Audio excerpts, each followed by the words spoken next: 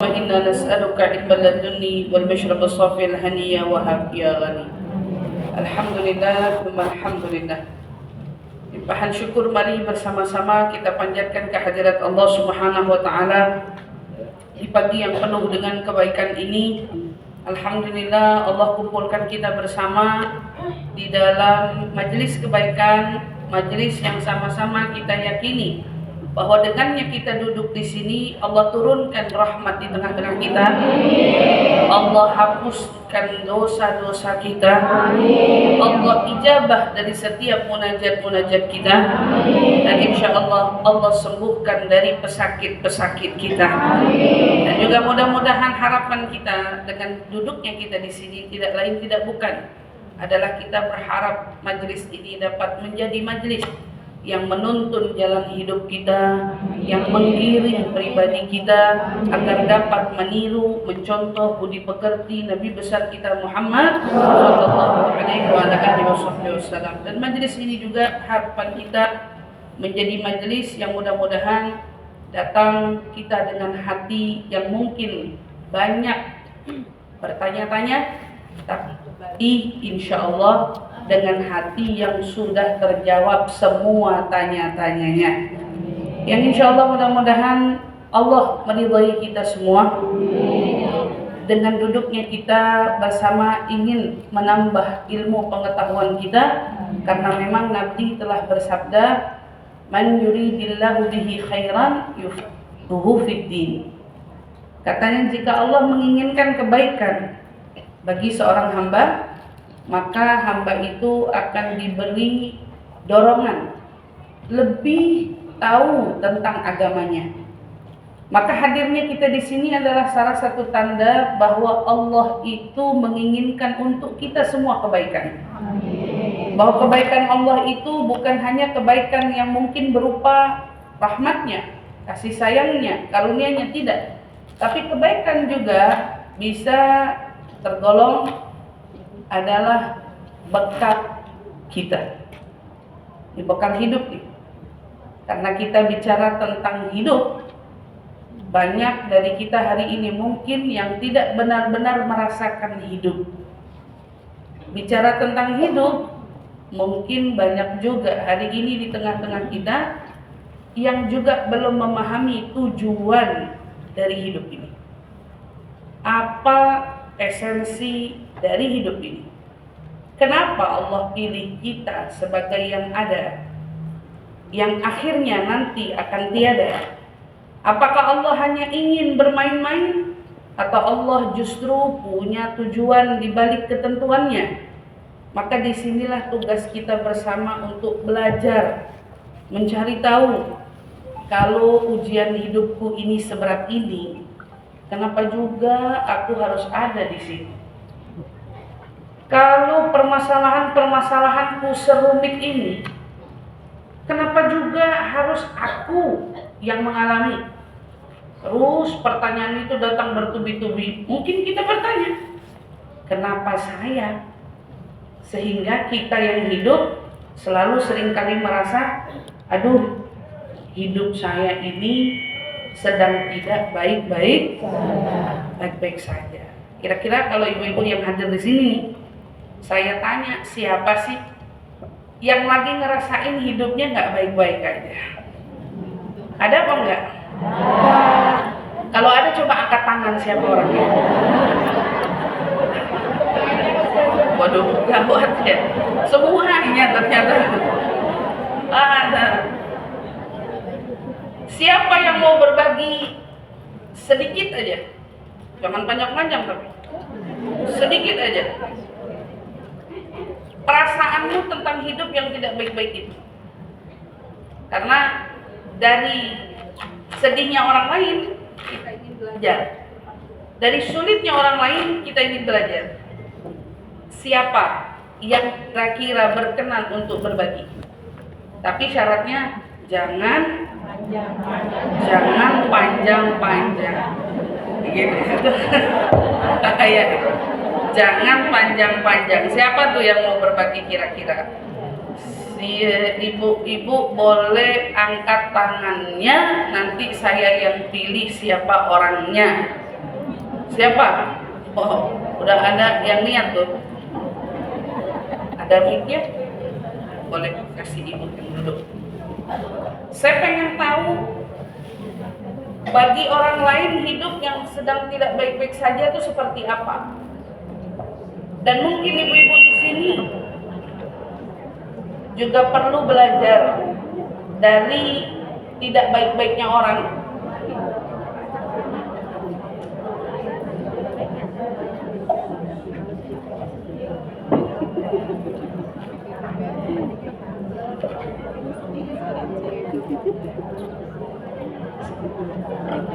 Assalamualaikum warahmatullahi wabarakatuh. Saya Bu Herni, jemaah dari Cikupa, Citra Raya.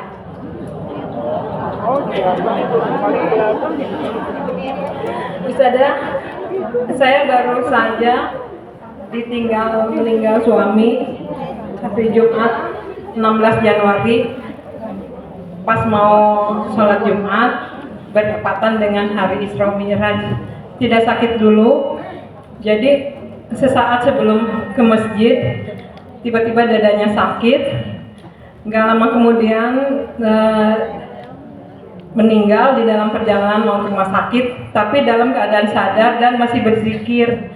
Tapi saya waktu itu lagi di kajian, jadi saya tidak menyaksikan sakratul maut suami, cuma anak aja yang menyaksikannya.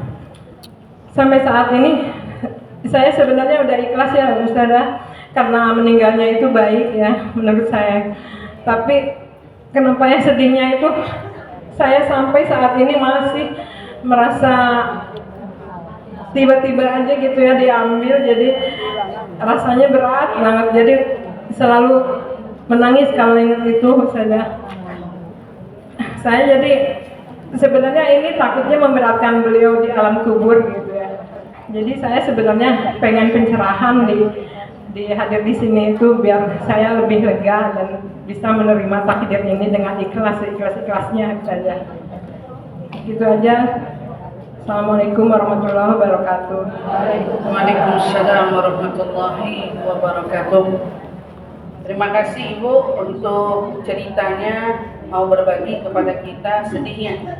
Karena di antara ada orang yang ingin menyikap kesedihannya, banyak sebetulnya orang yang lebih menutupi kesedihannya sehingga membuat orang lain bahkan tidak mengetahui akan kesedihan hati orang tersebut.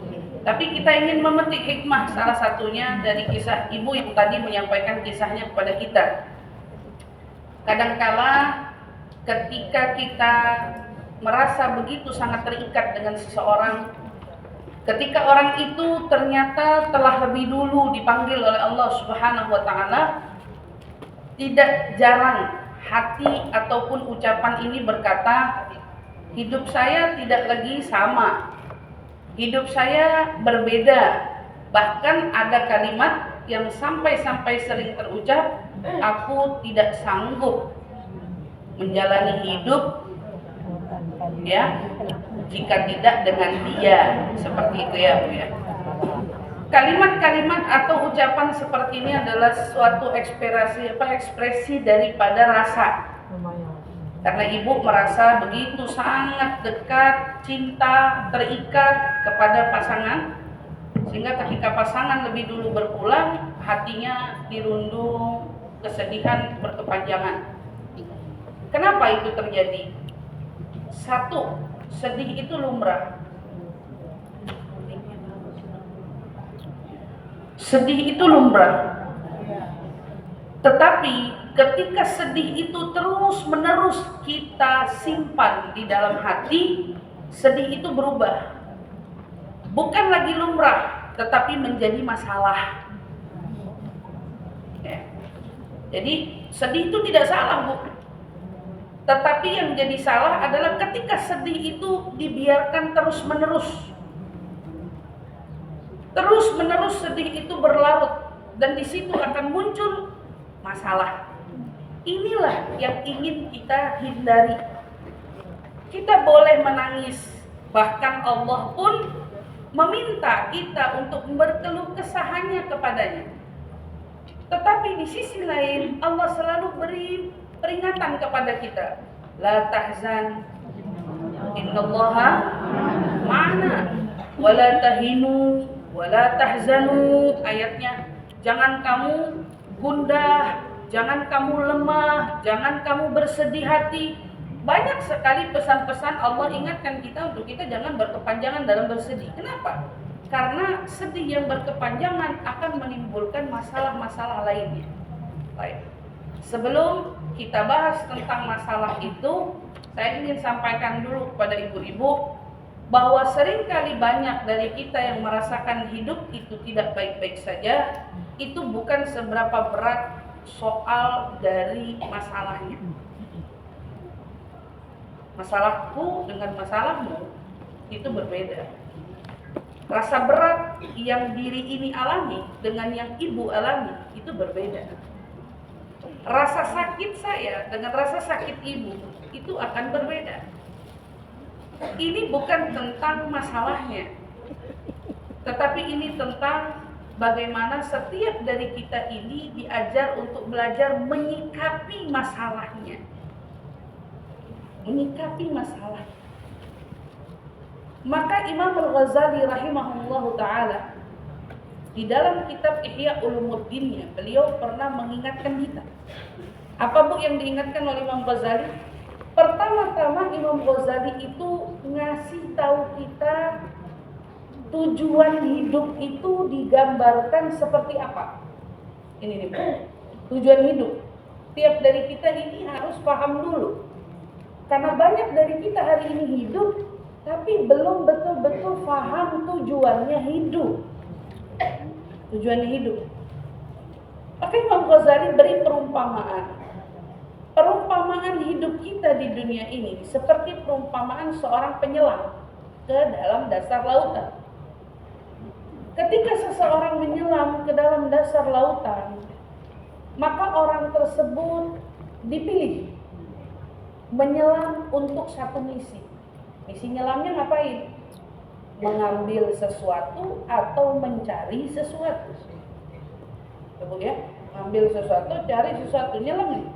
Maka dia dibekali, apa bekalnya? Oksigen. Dia pun dibekali, apalagi bekalnya? Dia dibekali waktu, dibekali ilmu. Bisa nggak semua orang nyelam? Nggak bisa.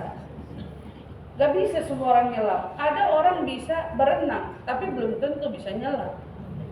Betul apa tidak? Maka untuk menyelam pun butuh teknik ilmu. Jadi kalau kita kaitkan dengan hidup, Allah beri kita oksigen. Oksigen itu adalah umurmu. Ketika kita menyelam, ada oksigen dengan kapasitas terbatas. Ada waktunya oksigen itu habis.